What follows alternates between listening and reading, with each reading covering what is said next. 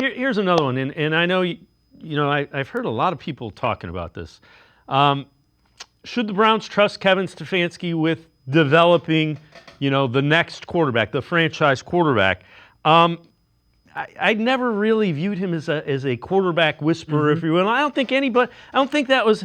I think he's a very good play designer, and I think he is a good offensive mind. I wouldn't say take a look at we went back, and these are the quarterbacks that he has had to work with from the time he became offensive coordinator with the Vikings back in 2017. So it's Case Keenum, Sam Bradford, Kirk Cousins, Sean Mannion, Baker Mayfield, young Baker Mayfield, like third-year Baker Mayfield, Mullins, Brissett, Watson, that didn't work. Flacco was pretty good. P.J. Walker, Dorian Thompson-Robinson, Jeff Driscoll, Jameis Winston, Bailey Zappi. So, there are a lot of people that are going to point to, well, Baker Mayfield has gone on and become this great quarterback. Baker Mayfield developed. He washed out of the Panthers. He washed out of the Rams with Sean McVay, who is thought to be a brilliant offensive mind, before he got it together with an offense that has Mike Evans, who made Johnny Manziel the Heisman Trophy winner. So he goes straight to the head of the class. He's a Hall of Famer when he retires.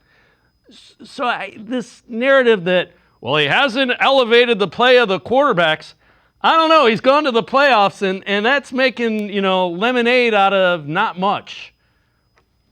Yeah, so what I think is interesting is when I agree with you on the fact that when Kevin Stefanski was hired here, I don't think anybody that hire was not made, and the talk around the league wasn't, oh, they got the next great quarterback guru, right? Or the quarterback whisperer, the guy who builds those guys, takes the ball of clay and turns them into star players. I think his offense is suited to certain style of play from quarterbacks that then brings out the best of those quarterbacks. And I think you saw that year one with Baker Mayfield. I think you saw that from Jacoby Brissett, where he had some of the best years of his career. Even Case Keenum, to a degree, who he had worked with, obviously, in Minnesota. But like at this point, Baker did sort of need to mature. He's talked about that a ton.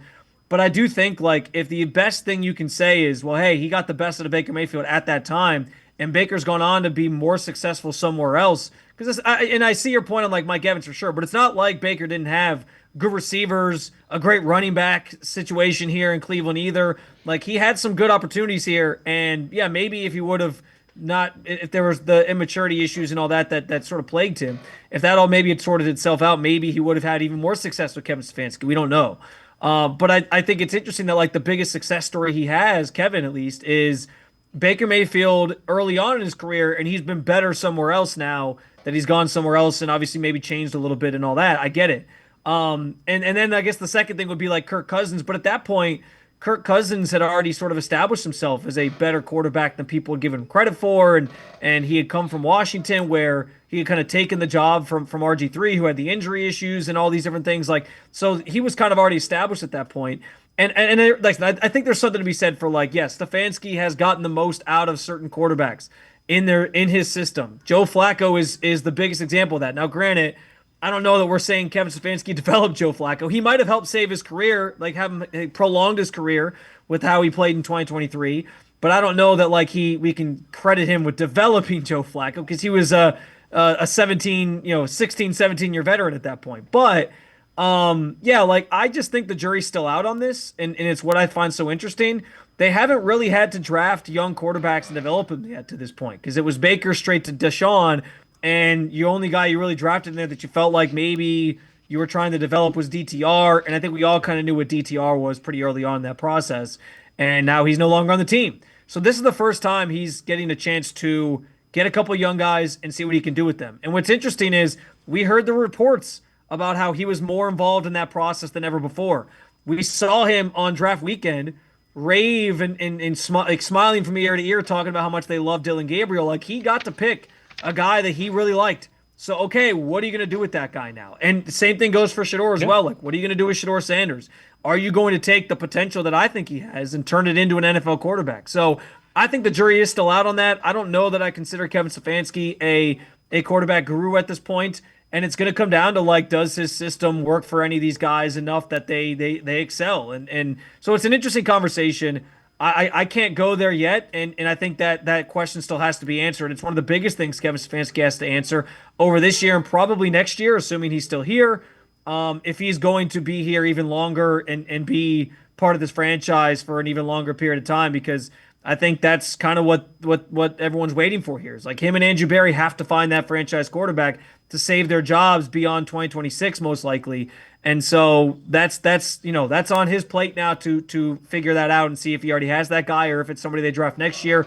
And then we'll get a better sense of if he is that guy. But right now, I can't say that he's this quarterback whisperer, if you will, and that's something that I can add to his resume at this point. No, and if you go back even to the Vikings, those were all, you mentioned it. Kirk Cousins was established. Case Keenum was a veteran.